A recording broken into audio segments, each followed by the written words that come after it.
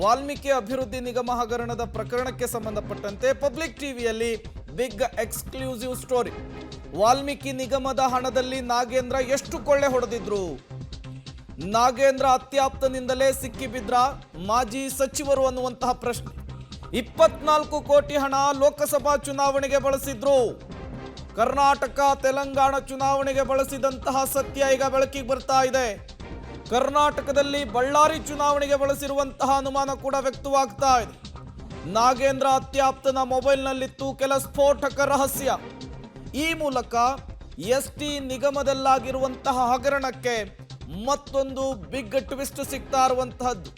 ಕಳೆದ 3 ದಿನಗಳಿಂದಲೂ ಕೂಡ ಇಡಿ ಎಂಟ್ರಿ ಆದಾಗಿನಿಂದಲೂ ಕೂಡ ಈ ಪ್ರಕರಣದಲ್ಲಾಗ್ತಾ ಇರುವಂತಹ ಬೆಳವಣಿಗೆಗಳನ್ನು ನಾವು ಗಮನಿಸ್ತಾ ಇದ್ದೇವೆ.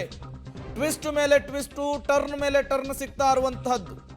ಸುಮಾರು 87 ಕೋಟಿ ಹಣವನ್ನ ನೂರಾರು ಖಾತೆಗಳಿಗೆ ತೆಲಂಗಾಣಕ್ಕೆ ವರ್ಗಾಯಿಸಲಾಗಿತ್ತು. ಅಲ್ಲಿಂದ ಹವಾಲಾ ದಂಧೆಯ ಮೂಲಕ ಹಣವನ್ನು ಪಡೆದಿದ್ರು ಅನ್ನುವಂತಹ ಆರೋಪ ಈ ಪ್ರಕರಣಕ್ಕೆ ಸಂಬಂಧಪಟ್ಟಂತೆ ಸಾಕಷ್ಟು ಬೆಳವಣಿಗೆಗಳಿಗೆ ಆಗ್ತಾ ಇರುವಂತಹದ್ದು. ಮತ್ತಷ್ಟು ಡೀಟೇಲ್ಸ್ ಅನ್ನು ಕೊಡ್ತಾರೆ ಕ್ರೈಮ್ ಬ್ಯೂರೋ ಹೆಡ್ ಮುರಳಿ. ದೂರವಾಣಿ ಸಂಪರ್ಕದಲ್ಲಿ ಜಾಯಿನ್ ಆಗಿದ್ದಾರೆ. ಮುರಳಿ, ಸಾಕಷ್ಟು ವಿಚಾರಗಳು ಗೊತ್ತಾಗ್ತಾ ಇರುವಂತಹದ್ದು. ನಾಗೇಂದ್ರ ಅವರು ಈ ವಿಚಾರದಲ್ಲಿ ಅಂದ್ರೆ ಈ ಕೊಳ್ಳೆ ಹೊಡೆದಂತಹ ಹಣದಲ್ಲಿ ಯಾವ ರೀತಿ ಪಾಲ್ ತೆಗೆದುಕೊಂಡಿದ್ರು, ಜೊತೆಗೆ ಹಣವನ್ನು ಹೇಗೆ ವರ್ಗಾವಣೆ ಮಾಡಿದ್ರು, ಎಲ್ಲವೂ ಕೂಡ ಬಹಿರಂಗವಾಗ್ತಾ ಇದೆ. ಅವರ ಅತ್ಯಾಪ್ತರ ಹೇಳಿಕೆಗಳೇ ಮಾಜಿ ಸಚಿವರಿಗೆ ಮುಳ್ಳಾಗ್ತಾ ಇದೆಯಾ ಅಂತ? ಇದರಲ್ಲಿ ಪ್ರಮುಖವಾಗಿ ಗಮನಿಸಬೇಕಾದಂತದ್ದು, ಆತ ಎಷ್ಟು ಕೊಳ್ಳೆ ಹೊಡೆದಿದ್ದ, ಏನ್ ಮಾಡಿದ್ದ ಅನ್ನೋದಕ್ಕಿಂತ ಹೆಚ್ಚಾಗಿ ಆತ ಈ ಕೊಳ್ಳೆ ಹೊಡೆದಂತ ಹಣವನ್ನ ಚುನಾವಣೆಗೆ ಬಳಕೆಯನ್ನ ಮಾಡಿದ ಅನ್ನೋದು ಸ್ಪಷ್ಟವಾಗಿ ಗೊತ್ತಾಗಿರುವಂತದ್ದು. ಅದು ಕೂಡ ಲೋಕಸಭೆ ಚುನಾವಣೆ ಕರ್ನಾಟಕ ಮತ್ತು ತೆಲಂಗಾಣದ ಕೆಲ ಭಾಗಗಳಲ್ಲಿ ಈ ಹಣವನ್ನ ಬಳಸಿದ್ರು ಅನ್ನೋದ್ರ ಬಗ್ಗೆ ಈಗ ಇಡಿ ಅಧಿಕಾರಿಗಳಿಗೆ ಅಧಿಕೃತವಾಗಿ ಮಾಹಿತಿಗಳು ಅವರ ಅತ್ಯಾಪ್ತರ ಮೊಬೈಲ್ಗಳಲ್ಲಿ ಮತ್ತು ಅವರ ಅತ್ಯಾಪ್ತರ ಅಕೌಂಟ್ಗಳ ಡೀಟೇಲ್ಗಳಲ್ಲಿ ಸಿಕ್ಕಿರುವಂತದ್ದು. ಬರೋಬ್ಬರಿ 24 ಕೋಟಿಯಷ್ಟು ಹಣವನ್ನ ಇವರು ಇದರಲ್ಲಿ ವ್ಯಯ ಮಾಡಿದ್ರು, ಜೊತೆಗೆ ಇದರಲ್ಲಿ ಸುರಿದಿದ್ರು ಅನ್ನೋದ್ರ ಬಗ್ಗೆ ಈಗ ಮಾಹಿತಿಗಳು ಕೂಡ ಸಿಗ್ತಾ ಇದಾವೆ. ಅದು ಕೂಡ ನಾಗೇಂದ್ರ ಅವರ ಅಣತಿಯ ಮೇರೆಗೆ ಇದೆಲ್ಲ ಕೂಡ ಕೆಲಸಗಳಾಗಿದ್ದಂಥದ್ದು. ನಗದು ಹಣವನ್ನ ಯಾವ ರೀತಿಯಲ್ಲಿ ತರಬೇಕು, ಬ್ಯಾಂಕ್ ಅಕೌಂಟ್ ನಿಂದ ಯಾವ ರೀತಿಯಲ್ಲಿ ನಕಲಿ ಅಕೌಂಟ್ ಗಳನ್ನ ಟ್ರಾನ್ಸಾಕ್ಟ್ ಅನ್ನ ಮಾಡ್ಕೊಳ್ಬೇಕು, ಜೊತೆಗೆ 193 ಬ್ಯಾಂಕ್ ಅಕೌಂಟ್ ಗಳೇನಿತ್ತು, ಬ್ಯಾಂಕ್ ಅಕೌಂಟ್ ಗಳಿಗೆ ಸಂಬಂಧಪಟ್ಟಂತೆ ಈಗಾಗಲೇ SIT ಕೂಡ ಸಾಕಷ್ಟು ಮಾಹಿತಿಗಳನ್ನ ಕಲೆ ಆಗ್ತಾ ಇತ್ತು. ಅದೇ ರೀತಿಯಲ್ಲಿ ಇವರು ಕೂಡ ಅಂದ್ರೆ ಏನು ಇಡಿ ಅವರು ಕೂಡ ಒಂದಷ್ಟು ಮಾಹಿತಿಗಳನ್ನ ಕಲೆ ಆಗ್ತಾ ಸಂದರ್ಭದಲ್ಲಿ ಒಂದಷ್ಟು ದಾಖಲಾತಿಗಳು ಕೂಡ ಸಿಕ್ಕಿರುವಂತದ್ದು.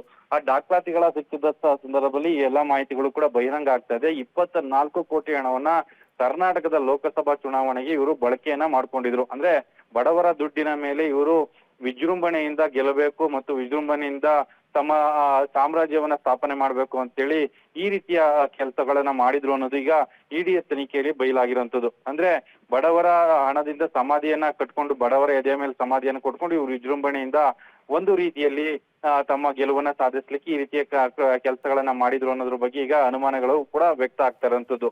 ಅಂದ್ರೆ ಇದು ಕೇವಲ ಕರ್ನಾಟಕದ ಲೋಕಸಭಾ ಚುನಾವಣೆ ಅಲ್ಲ, ಅದು ಏನು ತೆಲಂಗಾಣದ ಲೋಕಸಭಾ ಚುನಾವಣೆಯ ಕೆಲವೊಂದು ಭಾಗಗಳಿಗೂ ಕೂಡ ಈ ರೀತಿಯಲ್ಲಿ ಹಣವನ್ನ ಕಳಿಸ್ಕೊಟ್ಟಿದ್ರು ಅನ್ನೋದು ಈಗ ಮಾಹಿತಿಗಳು ಸಿಗ್ತಾ ಇದ್ರು. ಮುಂದಿನ ದಿನಮಾನಗಳಲ್ಲಿ ಅದ್ರ ಬಗ್ಗೆ ಕೂಡ ತನಿಖೆಯನ್ನ ಇಡಿಗೆ ಅಧಿಕಾರಿಗಳು ಮಾಡ್ತಾರೆ. ಅದ್ರ ಬಗ್ಗೆ ಒಂದಷ್ಟು ಮಾಹಿತಿಗಳನ್ನು ಕೂಡ ಕಲೆ ಹಾಕೊಳ್ಳುವಂಥದ್ದು.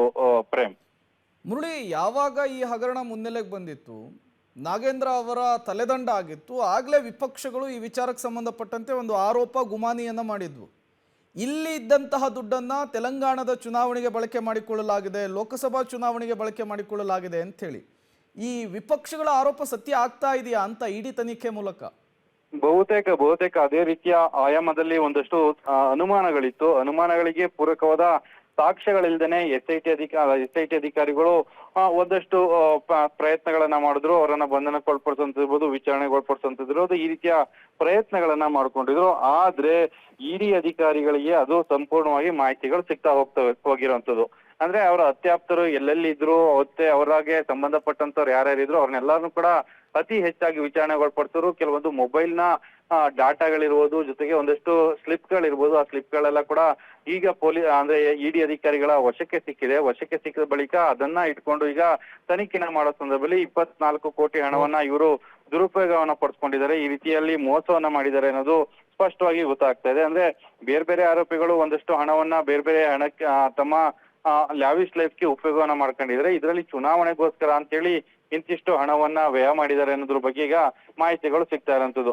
ಇದು ಲೋಕಸಭಾ ಚುನಾವಣೆಗೆ ಬಳಸಿರುವಂತದ್ದು ಅನ್ನೋದ್ರ ಬಗ್ಗೆ ಇಡಿ ಅಧಿಕಾರಿಗಳು ಸ್ಪಷ್ಟನೆಗಳು ಕೂಡ ಕೊಡ್ತಾ ಇದ್ದಾರೆ. ಮುಂದಿನ ದಿನಮಾನಗಳಲ್ಲಿ ಅದು ಅಧಿಕೃತವಾಗೂ ಕೂಡ ಹೊರಗಡೆ ಬರುವಂತ ಸಾಧ್ಯತೆಗಳು ಕೂಡ ಇರ್ತವೆ. ಯಾಕಂದ್ರೆ ಅವರನ್ನ ನ್ಯಾಯಾಧೀಶರ ಮುಂದೆ ಹಾಜರುಪಡಿಸ್ತಾ ಇದ್ದಾರೆ. ನ್ಯಾಯಾಧೀಶರ ಮುಂದೆ ಹಾಜರುಪಡಿಸೋ ಸಂದರ್ಭದಲ್ಲಿ ಅವರನ್ನ ಪೊಲೀಸ್ ಕಸ್ಟಡಿಗೆ ಪಡ್ಕೊಳ್ಳೋ ಸಂದರ್ಭದಲ್ಲಿ ಈ ಎಲ್ಲಾ ಮಾಹಿತಿಗಳನ್ನು ಕೂಡ ಅಲ್ಲಿ ಏನೋ ನ್ಯಾಯಾಧೀಶರ ಮುಂದೆ ಇಡುವಂತ ಪ್ರಯತ್ನಗಳನ್ನ ಮಾಡ್ತಾರೆ. ಆ ಸಂದರ್ಭದಲ್ಲಿ ಇದೆಲ್ಲ ಕೂಡ ಮಾಹಿತಿಗಳು ಅಧಿಕೃತವಾಗಿ ಹೊರ ಬರುವಂತದ್ದು. ಪ್ರೇಮ್. Okay, thank you.